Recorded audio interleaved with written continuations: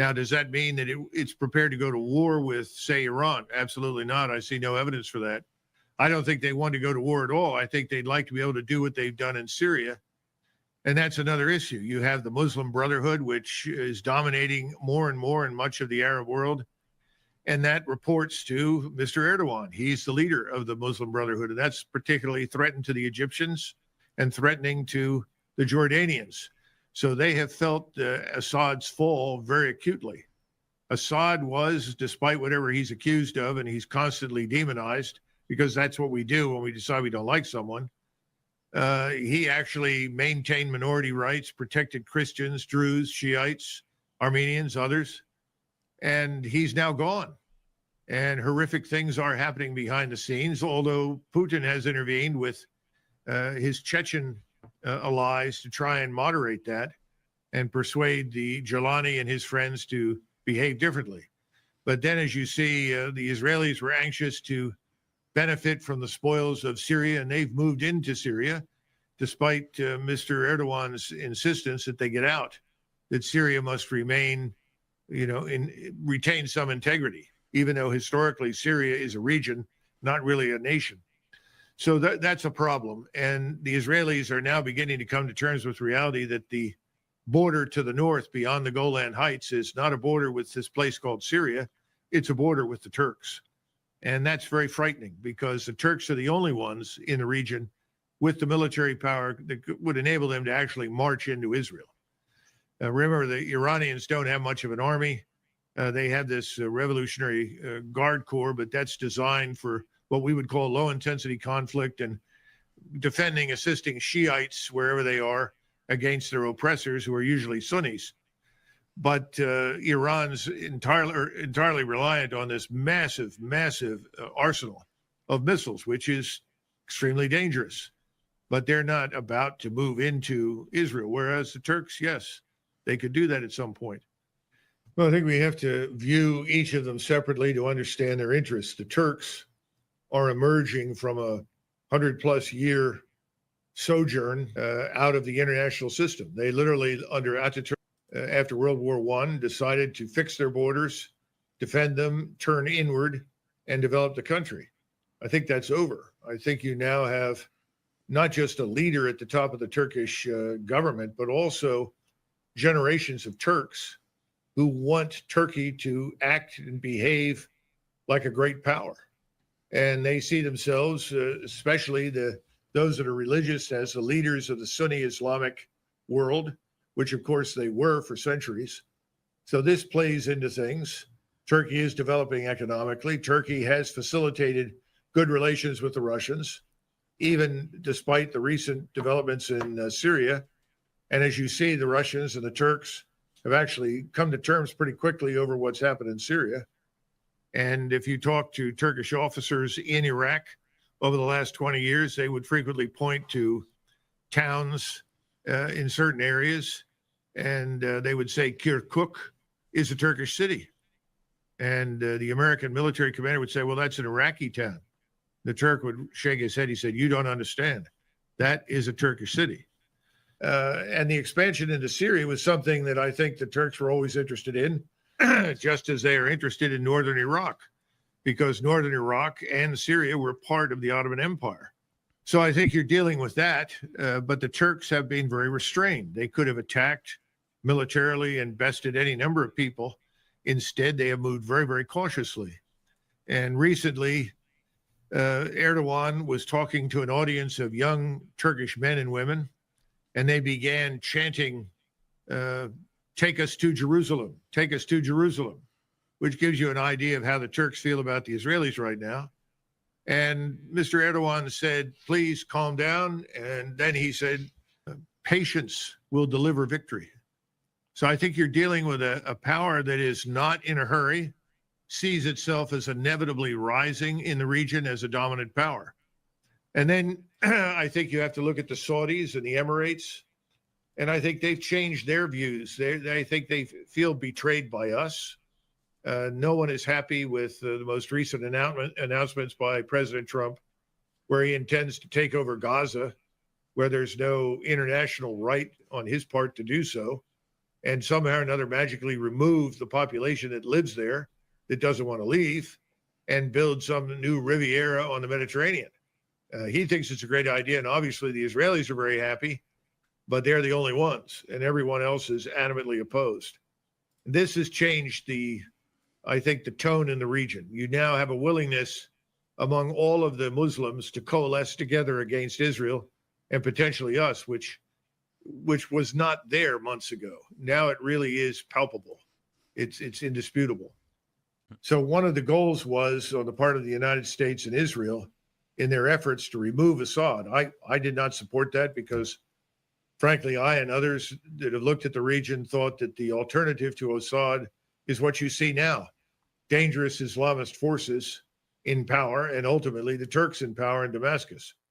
So that was the beginning of harm against Assad. And then, of course, MI6, the Mossad, and CIA were heavily involved in taking elements of the Islamic State and other jihadist organizations, including Al-Qaeda, repurposing them with the goal of once again attacking and destroying Assad. The Russians came to his rescue, and I think that's the one reason that he's still there. He also had the support of Hezbollah, and that's one of the reasons that so much damage was inflicted on Hezbollah in southern Lebanon, was to rob Assad of that backup that he had at his disposal, the 100,000 or so Hezbollah fighters who are very competent. And then to break this link between Iran and Lebanon through Syria, which was always sort of characterized as the axis of resistance by the Muslims and the axis of evil by the Israelis and us. Well, you recall we moved into Syria, I think in 2010, 2011, and this was, the argument was to counter ISIS, and we took over the oil production, the only oil production that Syria had. And that immediately deprived the Syrians of income that the government desperately needed. That was a serious hit. That's also the one area in Syria where you have some real agriculture. That also was damaged. And then we encouraged the Kurds to seek autonomy in that part of Syria.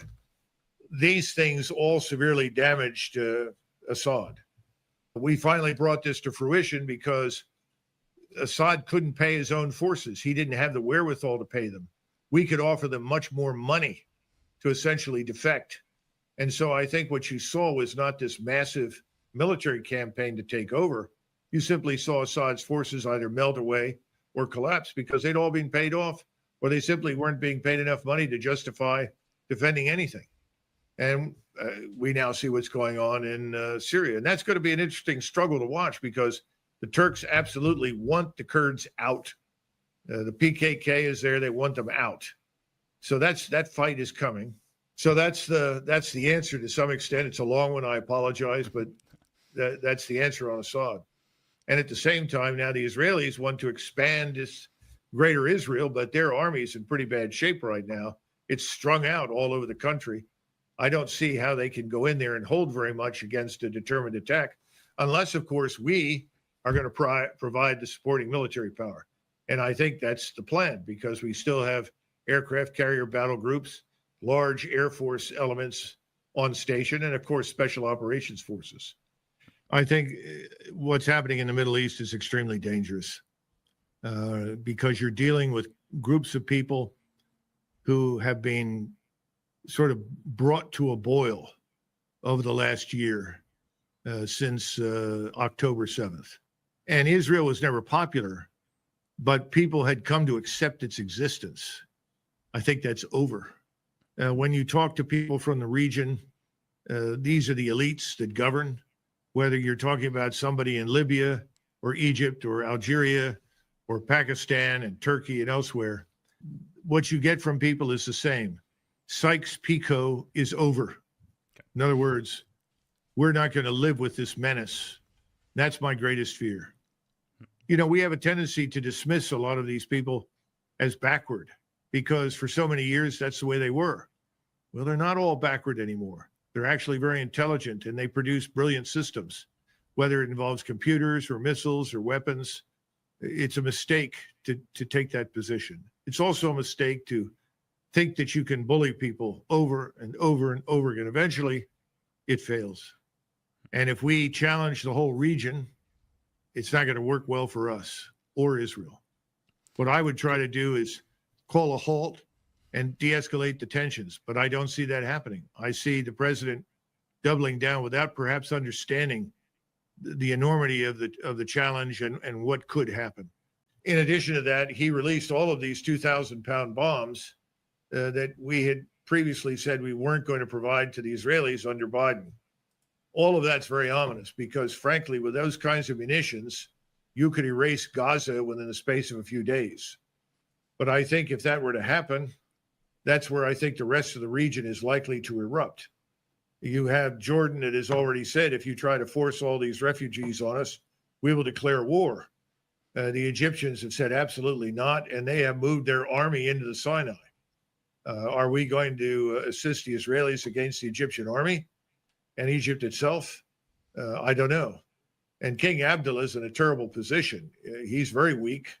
His state is not capable of withstanding too much stress. They have 11.2 million Palestinians living in Jordan, far more than we normally admit to. Very dangerous. We just shipped large numbers or whatever remaining heavy bombs to Israel. These are these things they call the mother of all bombs. You've seen pictures of it. It delivers the equivalent of a 10-kiloton warhead. Now, I don't know how the Israelis plan to deliver it. We have great difficulty delivering. It's just so huge, so heavy. And if you're going to try and fly through integrated air defenses, which is the case with Iran, you risk being shot down with that thing. I don't know. Perhaps they plan on using it against Gaza because the president has now also said that the West Bank is also going to be annexed by Israel. So presumably that is also going to be subject to a campaign of mass murder, expulsion, and ethnic cleansing, as Gaza has been. And then you have Syria, which is still in turmoil, but could become a highway for the Turkish army. And that's, of course, a nightmare on steroids if you're an Israeli right now. And then there's Iran. Will the Israelis still insist on war with Iran? Now, we've said we won't participate or join in it. But I wouldn't put it past Mr. Netanyahu to find a way to provoke a conflict with Iran, even if it requires a false flag to get us into the fight. We saw these false flags. They were organized by MI6 in Syria when the Syrians were accused of using chemical weapons against their own people. It was all nonsense. It never happened. We launched cruise missiles, you'll remember, twice, all false flag. So we're capable of doing stupid things without seriously examining what's actually going on down there. And I wouldn't put it past the president. The president is emotional, and he can be very impulsive. But they're also aware that Egypt and Jordan are now both on the precipice of boiling over into war with Israel. I would think if the Israelis sent anyone in there, they would probably be the equivalent of our special ops. And I know the Israelis are the paranoia flag, and Israel is at full mast because Egypt's effectively mobilized for war. And this is the problem that our president now confronts. He's dealing with Netanyahu, who has enormous power and influence inside the United States, as we know. And he has tried to fulfill his promises to Miriam Adelson and others that contribute a lot of money to him. But he's put himself now at great risk. And I'm talking about President Trump and us. Because Netanyahu, ultimately, at the end of the day, is going to do what Netanyahu wants. And right now, whatever we think, he thinks that he has an opportunity to reshape the Middle East to Israel's preference. And that means the war with Iran is by no means off the table. In fact, many of those bombs that we saw delivered quite recently are no doubt destined for Iran, and the Iranians know it. They also are quite confident that they have us to support them in whatever they do, certainly with air and naval power. Well, Egypt faces a problem on three fronts that most Americans aren't aware of. They have a problem on their western flank with Libya. Libya, as you know, we removed Gaddafi, and it went through a terrible civil war. At the moment, it's roughly divided in the middle. And General Haftar, who was a former CIA asset that used to live in Annandale, Virginia, is leading the forces in the east of Libya. And it is really Mr. Erdogan, the Muslim Brotherhood, and the Turks in the West. The Egyptians were very afraid of this Muslim Brotherhood and its links to ISIS, which is why they regard Erdogan as someone who is not to be trusted. And then to the south, they have a problem in Ethiopia and Sudan. It's a water problem. And the Israelis have been down in Ethiopia working with the government, cultivating support to dam up more of the Nile River, with the full recognition that if they dam up any more of it, not much water is going to reach Egypt. And that's going to put Egyptian agriculture and industry and the economy at very severe risk. So now they're looking at the Palestinian issue. They live next door. They understand what happens if those Palestinians are either killed or driven out of Gaza. And they're not prepared to accept that. So they're sitting right now in that Philadelphia corridor, right along the border. They've made a lot of bellicose sounds. I think an Egyptian general said that he could be in Jerusalem, or not Jerusalem, I think Tel Aviv or something in 12 hours. I think that's not impossible, but I wouldn't say so publicly, but it's had an effect. And the Egyptians are now lobbying us, I think, to do whatever we can to hold back the Egyptians. Now, there's an Arab League summit in Cairo on the 4th of March. That summit is going to address the alternative plan to what's happened in Gaza. In other words, President Trump's plan is out.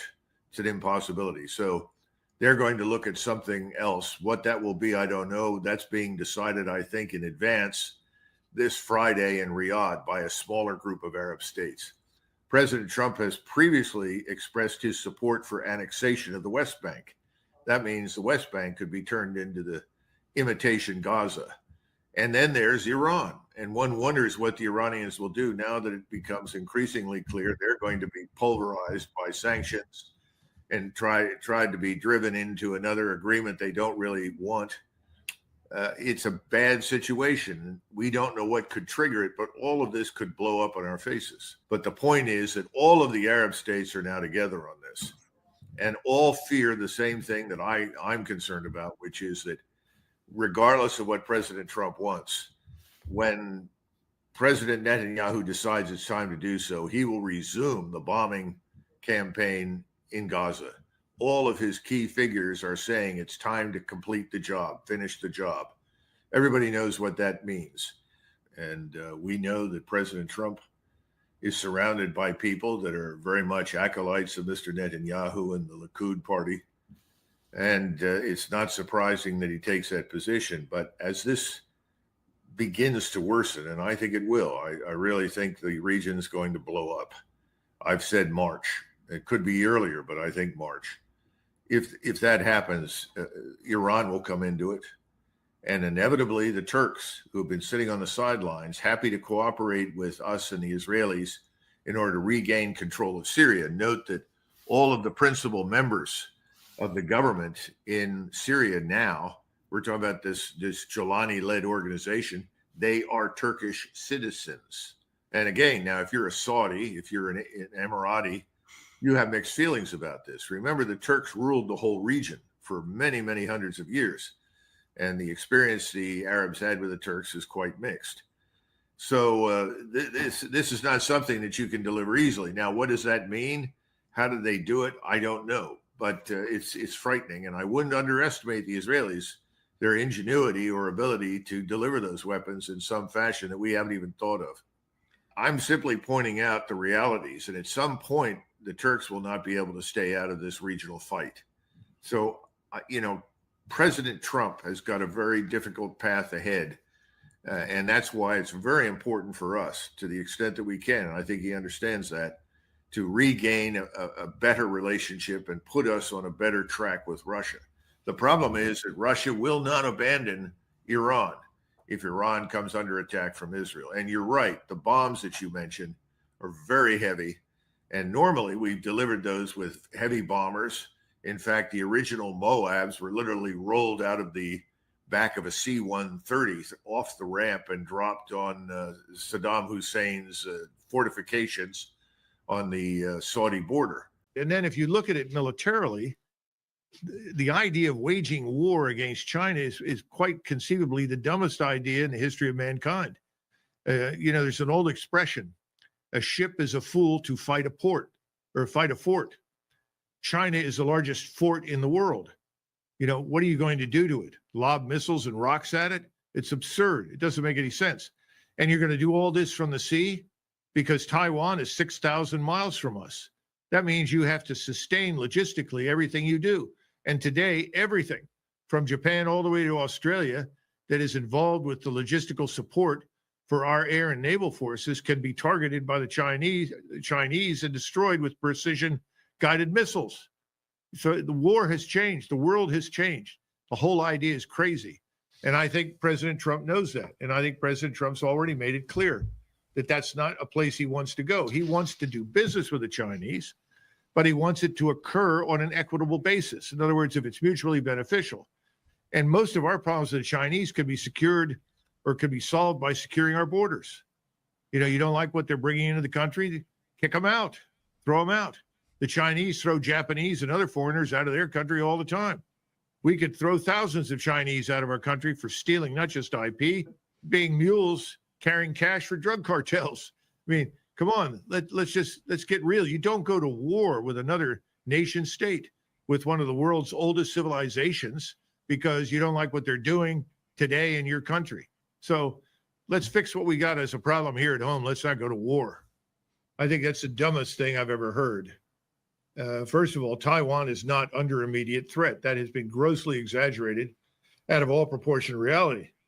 If you look a couple of years ago and you read specifically what President Xi has said, he was talking about peaceful unification on or about 2040. That was his forecast. And I still think that that's likely. It could happen sooner. We also don't understand Taiwan. Taiwan is split. You've got the old Kuomintang party under Chiang Kai-shek. Well, that party is pro-Beijing. They want unification. They want to become part of China because they know China has changed. China is not a communist country. And we get confused because we don't understand that both the Chinese on the mainland and the Chinese on Taiwan aspire to the same sort of social structure. That social structure is on display. It's called Singapore. Lee Kuan Yew's formula is what both of them would follow. And then you have another large party, and you have a president from this party right now, though this party doesn't control the parliament, that is historically pro-Japanese, is now pro-American, and wants independence. It's not going to happen. The Taiwanese parliament will never go along with it because they know that's immediate war with mainland China. They don't want it. You got to understand the banking systems are interconnected. Capital flows from Taiwan into China and back out to Taiwan. So I don't see it. What happens next? The Koreans now realize more than ever that we are leaving Korea. Now, why do I say that? Because President Trump spoke publicly and he said he would be open to South Korea having its own nuclear arsenal. Now, setting aside whether South Korea even wants that and whether or not that's necessary, that's another discussion. The important point here is that President Trump, when I last spoke to him and he asked me, how long have we been in Korea? I said, sir, almost 80 years, almost 70 years. And he said, my God, that's ridiculous. He strongly feels that these overseas garrisons that are attached to this thing that we call informally the empire should be dismantled. I think you're going to see something similar eventually happen on the peninsula with North Korea because it's a burden, not an asset. The only way North Korea has survived is because of Russia. And that's because both the Soviets and their successors saw that North Korea was a useful strategic hedge against us and Japan. Well, there are 23,000 troops and there are another 3,000, I think, Air Force. But that's not the only picture here. The larger picture is that if you remove us from the peninsula, I don't think there will be a war, and I don't think the South Koreans need a nuclear weapon.